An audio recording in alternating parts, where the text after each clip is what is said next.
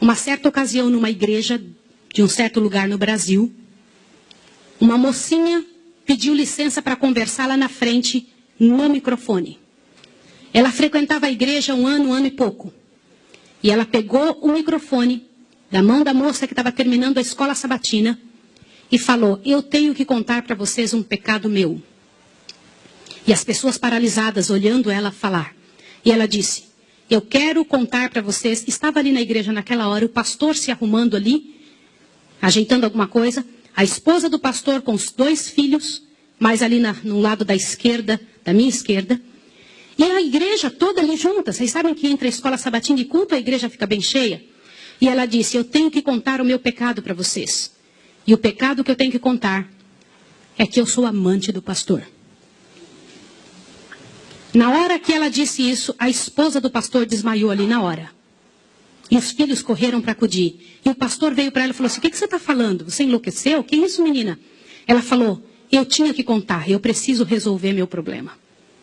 Eu preciso salvar a sua alma. Eu preciso resolver você. Os danitas, eles sempre usam essa: cuidado, eu preciso ajudar. Sempre usam a palavra da ajuda, viu? E naquele momento a igreja toda ficou em alvoroço. Eu não preciso dizer que não houve culto. Não houve culto. Não conseguiram fazer o culto. A esposa do pastor foi levantada dali, foi levada lá para fora. O pastor não sabia o que fazer. Começou a dizer: irmãos, por favor, isso é um grande mal entendido. Ela dizia: não é, meu bem. Eu precisava dizer, eu tenho que salvar você e tenho que salvar a mim. E ela foi levada para um quartinho, a esposa do pastor foi atrás e começou a conversar com ela, e falou com ela, e foi um alvoroço muito grande. E ela disse: olha, eu vou te provar que isso é verdade. Nós combinamos que ninguém nunca ia saber, foi uma coisa muito bem feita, mas eu preciso te contar. E falou para a esposa do pastor: prestem bem atenção no que eu vou dizer. Falou: só tem uma maneira de você me acreditar, vem aqui. O seu marido tem uma marca na genitália dele. E a marca é assim, assim, assim. E a esposa olhou para ela e acreditou nela na hora. Sabe por quê? Porque aquele pastor nunca tinha tido contato sexual com nenhuma pessoa, só com sua esposa. Eles se casaram virgens. E ela disse: ninguém sabe disso. Como é que essa moça sabe?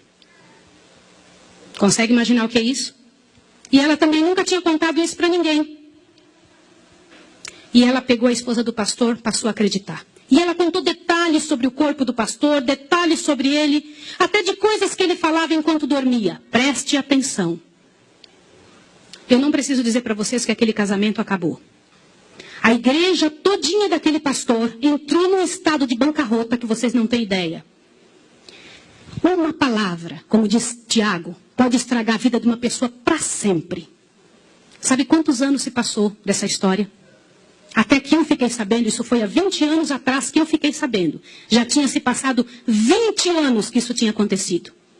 Por que eu fiquei sabendo dessa história? Foi numa mesa, numa comissão, numa associação.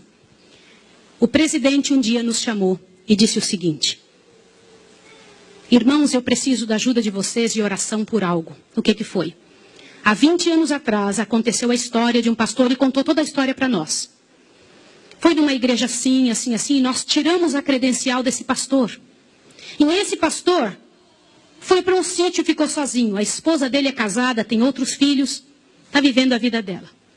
Mas eu fui chamado, olha o presidente nos contando. Eu fui chamado há alguns dias na casa de uma senhora com os cabelos todos brancos morrendo de câncer. E essa mulher morrendo de câncer pediu muito para falar com o pastor. Mas tinha que ser o presidente da igreja adventista. E eu fui até lá porque eu sou o presidente. Quando eu cheguei lá, a mulher me contou que ela tinha sido a moça que tinha falado aquilo do pastor. A amante, a suposta amante do pastor. E ela contou para o presidente que ela havia inventado toda essa história. Mas como que ela sabia dos detalhes do corpo do pastor? Na ocasião em que ela tinha se apaixonado pelo pastor, ela trabalhava como faxineira dentro do hospital. E o pastor foi internado, prestem atenção, internado para uma cirurgia de apêndice e passou muito mal. E ela era amiga de uma enfermeira. E entrou dentro do quarto quarto, junto com a enfermeira, destampou o corpo do pastor e olhou o corpo do pastor todo, durante o tempo em que o pastor estava dentro do hospital em coma. E quando o pastor falava algumas coisas, ela ouviu o que o pastor falou e ela olhou os detalhes do corpo do pastor e guardou. Satanás plantou na cabeça dela 1 ano e ela formulou e acabou com a vida do pastor. E o presidente pegou uma credencial, foi lá no sítiozinho onde o pastor o coitado daquele pastor, o caluniado estava, e ele chegou para ele e falou, junto com uma comitiva dos irmãos: pastor, eu vim aqui te entregar a sua credencial de novo, nós descobrimos que era mentira. Sabe qual foi a resposta do pastor, irmão? O pastor disse assim: vocês me devolvem minha família e meus filhos também? Vocês me devolvem minha reputação? Se vocês não devolverem junto, eu prefiro ficar aqui. E esse pastor, uns dias atrás, eu soube que ele morreu lá naquele lugar. Quem foi a assassina daquele pastor? Não foi só aquela mulher, foram todos que falaram junto. Porque, gente, quando acontece um inferno desse, uma multidão de gente sofre, uma multidão de gente machuca. Provérbios 6, verso 16 em diante. Dá uma lida aqui o que a Bíblia fala, ó. Há 6 coisas que o Senhor... Só que há uma 7ª o quê? E uma 7ª que sua alma o quê? Abomina, é mais que odiar. Vamos ler quais são essas 6 coisas e a 7ª? Vamos ver o 17. Olhos altivos. O que é olho altivo? O que é olho altivo? Orgulho, aquela pessoa que olha por cima das outras assim. Vocês já encontraram isso?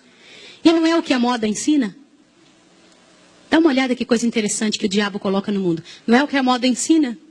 Tem que olhar por cima dos outros. Deus odeia olhos altivos. O que mais? Língua mentirosa. Deus odeia língua mentirosa. Mãos que derramam sangue inocente. É a 3ª coisa que Deus odeia. Coração que maquina projetos iníquos. Vocês já ouviram falar isso? De pessoa que fica imaginando uma coisa bem ruim para poder fazer para outra. Coração que maquina projetos iníquos. Avante. Pés que se apressam a correr para o mal.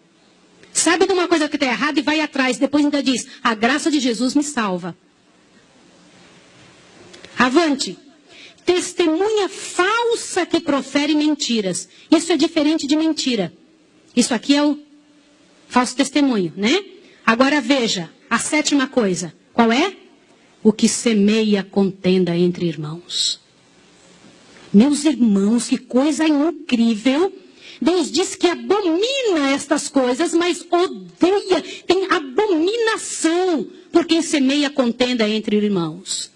Irmãos, em nome de Jesus, quando algum irmão vier falar mal de quem quer que seja, ainda que você saiba que é verdade, ore com essa pessoa. Peça por ela, peça por você. Porque não só Satanás está usando aquela pessoa, mas está tentando encontrar em você um meio de te acabar com a sua história e te levar a ser um danita também.